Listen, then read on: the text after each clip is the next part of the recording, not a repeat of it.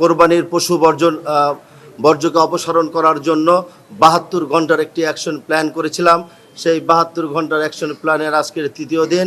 আজকের ৬টা পর্যন্ত আমার কাছে যেই আপডেটটি আছে সেটি আপনাদের সামনে আমি উপস্থাপন করছি। ঈদের প্রথম দিন ২৮ তারিখে আমাদের ট্রিপের সংখ্যা ছিল ১৮৮২টি, বর্জ্যের পরিমাণ ছিল ৮,০৭৬.৪৮ টন।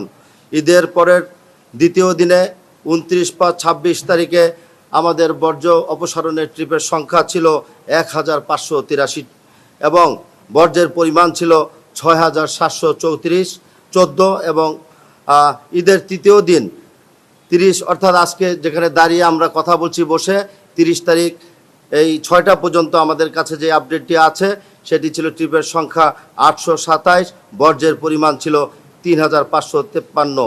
আজ সন্ধ্যা ৬টা পর্যন্ত এই আপডেট আমাদের কাছে এখন পর্যন্ত আমরা পেয়েছি। তাতে করে আমরা ঈদের তৃতীয় দিন ৬টা পর্যন্ত যেই বর্জ্য অপসারণ করেছি বিভিন্ন পাড়া মহল্লা এবং আমাদের সংগ্রহের জায়গা যেটি এসটিএস, সেখান থেকে আমাদের ড্রাম ট্রাকের মাধ্যমে আমরা ল্যান্ডফিল্ডে ১৮,৩44 টন বর্জ্য আমরা ল্যান্ডফিল্ডে অপসারণ করতে পেরেছি। আজও বিভিন্ন স্থানে পশু কোরবানি হচ্ছে, আমি নিজেও দেখেছি।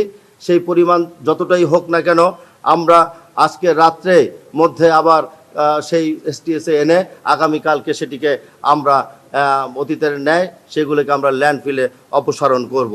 প্রিয় বন্ধুরা, আপনারা অবগত আছেন আজকে শহীদ রাষ্ট্রপতি জিয়াউর রহমানের ৪৫তম শাহাদাত বার্ষিকী।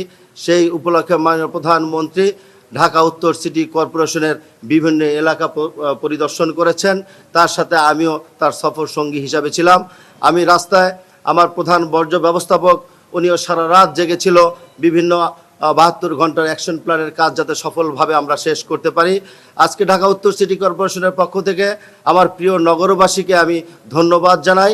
তাদের সহযোগিতায়, সাংবাদিক বন্ধুরা আপনাদের সহযোগিতায় এবং ঢাকা উত্তর সিটি কর্পোরেশনের প্রতিটি জোনাল অফিসারের সহযোগিতায় আমরা মোটামুটিভাবে ইনশাআল্লাহ ঢাকা উত্তর সিটি কর্পোরেশনকে বর্জ্য অপসারণ করতে আমরা সক্ষম হয়েছি।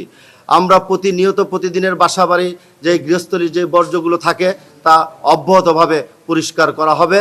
আমাদের অঙ্গীকার ঢাকা উত্তর সিটি কর্পোরেশনকে ক্লিন এবং গ্রিন রাখা। সেই কারণে আমরা আমাদের চেষ্টা অব্যাহত রয়েছে। দায়িত্ব পাওয়ার পর থেকেই আমরা আমাদের অফিসের যত কর্মকর্তারা আছেন, বিভাগীয় প্রধানরা আছেন, তাদের সমন্বয়ে একসাথে উত্তর সিটি কর্পোরেশনকে ক্লিন এবং গ্রিন রাখার জন্য আমাদের চেষ্টা অব্যাহত রয়েছে।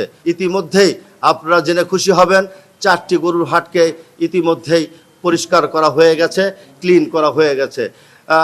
মিরপুরের ইস্টার্ন হাউজিং এবং স্নানঘাটা উত্তর খান এবং ঢাকা পলিটেকনিক এবং 300 ফিটের যমুনা যেই মাঠটি আছে অলরেডি সেখানে পরিষ্কার হয়ে গেছে।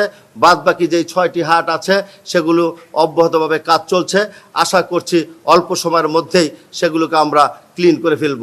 মেট্রো রেল নিয়ে অনেকে অনেক ধরনের কথা বলেছিল, আমি নিজে উপস্থিত থেকে সেখানে পরিষ্কার করেছি এবং বিভিন্নভাবে সরকার এবং ঢাকা উত্তর সিটি কর্পোরেশনের ভাবমূর্তিকে নষ্ট করার জন্য অনেকে এআই ছবি দিয়ে সামাজিক যোগাযোগ মাধ্যমে মেট্রো রেলের পাশে থাকা গ্রিল ভেঙে গেছে, মেট্রো রেলের থাকা আমাদের যারা সাধারণ যাত্রীরা লিফট ব্যবহার করে সেটিকে অচল করে দেওয়া হয়েছে মর্মে যে বিভ্রান্তগুলো পোস্ট ছিল সেগুলি সম্পূর্ণ অসত্য।